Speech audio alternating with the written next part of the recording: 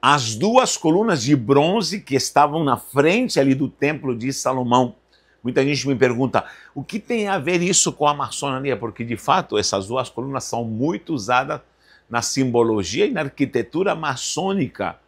E alguém consegue acreditar que Salomão era maçom e já essa estruturação de sociedade secreta existia naquele tempo bíblico. E a gente que me diz que verdadeiramente a maçonaria tem base bíblica. Queridos, não se confunda, pelo amor de Deus, não se confunda. Não conheço a fundo a maçonaria, nem quero conhecer, mas saiba de uma coisa, a palavra de Deus nunca vai apoiar ecumenismo, nunca vai apoiar sociedade secreta. A palavra de Deus, na sua sã doutrina, nunca vai aprovar mistura, né, de crenças para poder estruturar algo para, nem que seja para fazer obra social, seja o que for, nem filosoficamente. Então, o evangelho é poder, e poder para salvação. O evangelho é tão simples, ele é tão poderoso, e querem fazer uma lambança aí que não procede, não condiz com aquilo que foi ensinado pelo nosso Senhor. Não esqueçamos que a maçonaria surge no tempo medieval, quando a igreja romana, ela começa a se desvirtuar, se afundar em paganismo. Essa é a verdade. A igreja romana, no tempo medieval, começa a se afundar em ecumenismo e começa a fazer alianças com a própria cultura de Roma, já que a igreja é romana. Toda essa cultura de deuses e pilares, de deuses de gesso, de metal, essa cultura existe até hoje na igreja romana, somente mudaram os nomes, as datas festivas, como oficializar Natal, o nascimento de Jesus, 25 de dezembro, entre tantas outras coisas que faltaria tempo para falar. Então, aí surgem essas sociedades e organizações ecumênicas que começam a trabalhar, logicamente, com uma falsa base cristã, e nós temos que entender que isso é oriundo do homem e tem influência pagã satânica também. A palavra maçom literalmente significa pedreiro, maçom. Agora, quando se construíam castelos, quando se construíam grandes palácios, igrejas, havia na Idade Média um fascínio, né, por construir catedrais suntuosas para que ali se visse, entre aspas, a glória do Cristo. Quanto mais joias, quanto mais... Eu acho até bonitas todas essas arquiteturas medievais, né? Mas tudo isso, na verdade, tinha um propósito que não era santo e não tem nada a ver com o evangelho do reino. Porque o próprio Cristo disse que um lírio nem Salomão em toda a sua glória se vestiu como deles. Então Deus não habita mais em templos feitos por mãos de homem. Parece que hoje em dia até pastores protestantes persistem em trazer toda essa pompa e esse ufanismo maligno, né, onde tenta se traduzir a glória de Deus. Mas isso não faz parte. Inclusive, Davi teve no coração dele o propósito de construir uma casa para que Deus se manifestasse, porque só existia o tabernáculo, né? E o Davi não foi lhe permitido, e o próprio Salomão, lógico, ali ele se estrutura e recebe de herança essa incumbência, a qual Davi prepara até materiais para tudo isso. Depois pede ajuda para o rei de Tiro, Irão, que o nome verdadeiro é Huram, e vem toda essa cambada para trabalhar, lógico, com temor, com devoção a Deus, para construir, e ficou algo lindo, mas não nasceu do coração de Deus pedindo uma casa para ele, não. Porque toda a ornamentação foi feita por, em primeiro lugar, Davi, depois Salomão, e depois com influência de povos que vieram para ajudar e trabalhar. É algo assim majestoso que fizeram, algo muito lindo, né? E Deus o aprovou. Muita gente pensa que houve influência satânica. Há tantas fábulas, inclusive judaicas. Fábulas judaicas. Cuidado com escritos extrabíblicos que dizem que Salomão até apelou para demônios vir para ajudar e construir o templo. Bom, gente, vamos ficar nas Sagradas Escrituras que a gente vai ser edificado. Isso é impossível, gente. Por quê?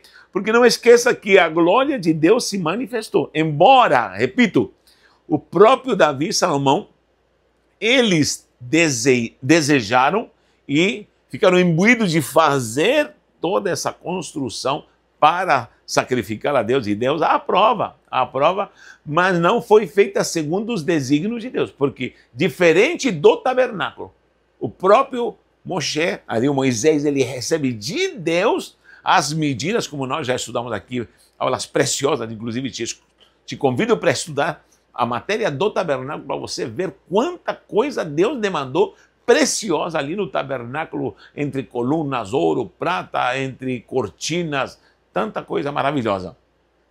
E isso foi Deus que falou, é desse jeito, essas medidas, esse material, as joias serão assim, até as vestiduras do sacerdote, do sumo sacerdote, tudo isso era segundo a vontade de Deus. Agora o templo não, foi segundo o coração, com devoção, com louvor. E Deus aprovou, claro que sim, ali não teve bruxaria, não teve influência pagã, não teve nada disso, senão Deus não aprovaria. Você pode ver no livro das Crônicas que a glória de Deus o Kavod se manifesta. Leia isso, a glória, 2 Crônica 7. 2 Crônica 7, você vai ver que a glória do Senhor se manifestou. Houve sacrifício de bois, toda aquela estrutura, toda a organização dos levitas trabalhando, os sacerdotes, os cantores. Era algo majestoso, glorioso, estava tudo muito lindo, Deus se manifestou ali. Graças a Deus. Mas tomara que tivesse continuado assim, porque lamentavelmente, já que o próprio Salomão começa a se desvirtuar-se da palavra de Deus, dos mandamentos do Eterno e principalmente da glória do Senhor. Então aí começam os grandes perigos. E aí temos essas duas colunas que foram colocadas em coluna de bronze. Diz que uma colocou o nome de, em português, Jaquim, mas originalmente é Yahim, com nun, com N no final, Yahim, que significa ele estabelece, e a segunda é Boaz, que significa força, vigor. Então, essas duas colunas estão simbolizando. Mas por que exatamente duas colunas que, na verdade, não sustentavam a estrutura do templo, mas simbolizavam algo? Nós sabemos que o bronze sempre vai simbolizar a justiça, a essência do reino, o reino e a justiça sempre andam juntos. O próprio mestre disse, buscai primeiramente o reino de Deus e a sua justiça. Reino e justiça são duas coisas que andam juntas. Então, o bronze aqui está simbolizando, em primeiro lugar, o reino e a justiça de Deus. E nós sempre temos que entender que o nosso presente é sermos justificados, vivermos em justiça. Nós somos justos, né? O Sadik, né? É o que vive e anda pela fé. O justo viverá pela fé. Então, a nossa vida de fé é, logicamente, nessa estruturação do que é essa dupla dinâmica. Justiça e reino. Justiça e reino. Então, podemos dizer claramente aqui que temos justiça. Vou colocar aqui. Justiça e reino. Duas coisas importantes. Quando alguém quer entender o reino, vai ter que compreender o que é justiça. Lembra quando o próprio Jesus disse que virá o Espírito Santo e ele vos convencerá do que é pecado, justiça e juízo. São três coisas importantes na nossa vida. Vou fazer outro estudo sobre isso, mas pecado, justiça e juízo. Essas três palavras são muito importantes. Muita gente as ignora. Quando diz pecado, se refere ao passado. Você já viveu uma vida pecaminosa. Você já foi pecador. Intitulado pecador, vivia no pecado, não se arrependia do pecado, vivia como um animal naturalmente. Pecado é passado. Presente, a justiça de Deus está na sua vida e Ele está trabalhando, esse é o teu presente. Justiça e reino é o trabalhar da busca da minha vida hoje em dia. Por isso diz, buscai primeiramente o reino de Deus e a sua justiça. Hoje, presente, eu vivo na justiça, fui justificado, estou ligado com o Pai e a glória do reino está na minha vida, que não é denominacionalismo, não é ecumenismo, não é qualquer título de qualquer coisa que possam inventar, de igrejinha inventada por homens, mas estou falando de reino de Deus e a sua justiça. E depois diz juízo, por quê? Porque isso é projeção futura. Então vamos lá, pecado é passado. Presente, a igreja atual vive a justiça do reino. Essa é a justiça do reino. Esses dois pórticos podem simbolizar a justiça e o reino. Essas duas colunas logo na entrada, justiça e reino. É o meu presente, hoje é o meu presente. Só que há um futuro, juízo. O juízo vem, queira você aceitar ou não, o juízo vem. Só que o juízo para nós vai ser redenção. O juízo para nós vai ser salvação eterna, transformação num corpo de glória e reinaremos com Cristo. E para os que perecem no pecado, haverá juízo e condenação. Então, o juízo para nós é vitória, o juízo para os maus, para os ímpios, será condenação. Então, quando diz pecado, justiça e juízo, se refere a quem fui, quem eu sou e quem eu serei. Certo? Então, temos aqui a primeira entrada, justiça e reino. E aí os nomes, e aqui ele estabelece, ele vai estruturar e estabelecer isso, e ele dá força. Então, quando o reino e a justiça estão na sua vida, ele vai estabelecer os propósitos, os desígnios, a vontade do reino na sua vida. É incrível como tem gente que está embebedada, saturada, até vomita dogmas denominacionais, mas não conhece os preceitos do reino. Não sabe buscar o que é o reino, não sabe explicar o que é o reino. E ele decorou até o ABCD da cartilha da sua denominação, mas não conhece o reino. Eu vou te falar uma coisa, enquanto a justiça e o reino não estiverem operando na sua vida, você não terá estrutura. Colunas é estrutura, já vou falar um pouquinho mais sobre coluna. A palavra coluna em hebraico é amud. Amud, está aqui, amud. E justamente porque duas colunas também pode estar se referindo, né? Estou falando aqui teoricamente, se referindo a duas colunas aqui, a duas colunas que estão destacadas em Êxodo. Você pode ver em Êxodo duas colunas. Amud é coluna, Amud Ahana, que seria coluna de nuvem, e Amud Ha'esh, Esh é fogo, coluna de dia, que era de nuvem, e a coluna de fogo. Gente, isso é algo seríssimo. Êxodo 13, 21. Êxodo 13, 21. E o que elas confirmavam? Justamente a presença de Deus. Querido, venha a nós o teu reino e seja feita a tua vontade. Buscai primeiramente o reino de Deus e a sua justiça. Toda vez que aparece a justiça e o reino e a justiça, você vai ter a presença de Deus no meio do teu povo, do seu povo. Você vai ter a presença de Deus na sua casa, na sua família. Você vai ter a presença de Deus na tua vida, em particular emocional, financeira, em tudo, porque há muita gente que não sabe vivenciar o que é o reino de Deus, a presença de Deus, o kavod. O kavod é a glória. É por isso que a manifestação de Deus esteve presente com a glória lá no templo. Ah, que era maçom, que era cultura pagã, que vieram demônios. Para com essa conversa fiada que inventam por aí, meu irmão. Maçonaria aparece muito depois, quando a igreja romana está desviada, e ainda continuam se reunindo por aí, fazendo reuniões secretas e fazendo ecumenismo. Ecumenismo não pertence a sã doutrina. O ecumenismo nem sequer foi aceito nos dogmas para o povo judaico. Israel se desviou, claro que sim. O povo judeu se desviou, claro que sim. E por isso, inclusive, que esse templo aqui é destruído. É a coisa mais triste ver, leia lá. Quando vem todo aquele ataque da Babilônia e destrói o templo. Você vai ver no último capítulo de Jeremias, dá dó, a gente chora de ver o que fizeram e pegaram essas colunas, pegaram toda aquela estrutura de bronze com bois, tudo aquilo que foi feito de uma forma tão linda. E Deus se manifestou e Deus aprovou, mas Salomão se desviou. Esse é o problema. Se ele se consertou nos últimos dias, amém, até acredito, mas Salomão se desviou. Quando ele começou a fazer aliança, quando começou a entrar em cultos pagãos, quando começou a se casar com mulheres malignas de outras religiões, então Deus nunca aprovou ecumenismo, Deus nunca apoiou ecumenismo. O templo foi feito com devoção ao Senhor e a glória de Deus se manifestou. E veio destruição, acabaram com esse templo, depois houve reconstrução novamente, Herodes ajudou depois até nas reformas, e depois foi destruído de vez no ano 70 depois de Cristo. Até o próprio Jesus, Yeshua HaMashiach, ele fala assim, não ficará pedra sobre pedra. Ainda ele falou assim, eis aqui alguém maior, quando eles estavam todos atônitos, embasbacados com a glória do templo naquele então, no tempo de Jesus, ele falou assim, eis aqui alguém maior do que o templo, olhem para mim, não vou habitar mais em templos feitos por mão de homem, você agora é o templo de Deus. Então, querido, mas isso aqui serve, sabe como simbologia, como simbologia. Então, temos aqui o reino e a justiça, certo? Com base no estabelecer da vontade de Deus, aquilo que é estabelecido por Deus, e a força.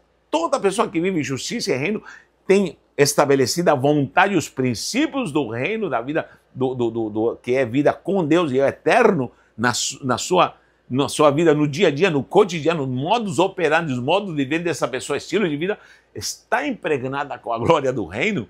E aí, reino e justiça, justiça e reino. É o meu presente, justiça. Pecado eu já fui pecador, agora fui justificado e agora vem o juízo, onde estaremos eternamente glorificados com o eterno. E também simboliza a coluna de nuvem e coluna de fogo. E justamente, governo, você sabia que o número 12 é o número de governo? Simbolicamente, não vamos idolatrar esse número, mas simbolicamente. E você vai ver que 12 horas de dia estava a coluna de nuvem, presença de Deus, o estabelecer de Deus estava ali e ele estava dando força para o seu povo. Eu estou aqui. E à noite, imagina aquela coluna de nuvem se transformar em coluna de fogo. Ah, que glória, meu Deus. Os guiava, os iluminava, os aquecia e Deus estava estabelecendo a sua vontade, que é boa, agradável e perfeita. E nós temos que entender isso, gente. Então, são simbologias. E justamente a palavra amud, como já falei, pilar ou coluna, é simbologia para a nossa vida. Olha o que diz a palavra em Provérbios 9:1. Provérbios 9:1. Diz que a sabedoria edificou sua casa e lavrou as 7 colunas. Isso é algo simbólico também. É algo muito simbólico, a estruturação daquilo que Deus quer fazer na sua vida. Em Gálatas 2:9, se sabia que Pedro e Tiago e João são chamados de colunas. Colunas. Meu Deus do céu.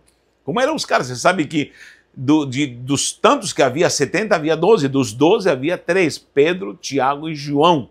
Você pode ver que sempre são chamados. Pedro, Tiago e João em horas cruciais na transfiguração, ao adentrar na casa de Jairo para curar. Só Pedro, Tiago e João, demais ficam para fora. Pedro, Tiago e João ali no Getsemane, apartados para orar. Tantos mistérios que revelou para Pedro, Tiago e João. Por quê? Porque eram discípulos diferenciados. Eram apóstolos que tinham uma comissão santa, eles simbolizam algo precioso. E eles são chamados aqui em Gálatas 2:9 de colunas. Em Apocalipse 3:12 diz que aqui, claramente, aquele que for fiel, aquele que perseverar, se você está imbuído da felicidade, da fidelidade e felicidade também, você será coluna, diz, eu farei coluna do santuário do meu Deus. Como você vai estar lá como coluna? Isso é algo simbólico, por favor. Significa você estará em firmeza, você será reconhecido como algo estabelecido pelo Eterno, se cumprirá a glória, a força e o poder de Deus na sua vida e estaremos eternamente com Ele. Então esquece que Salomão era maçom. Que ele se desviou um tempo, claro que se desviou.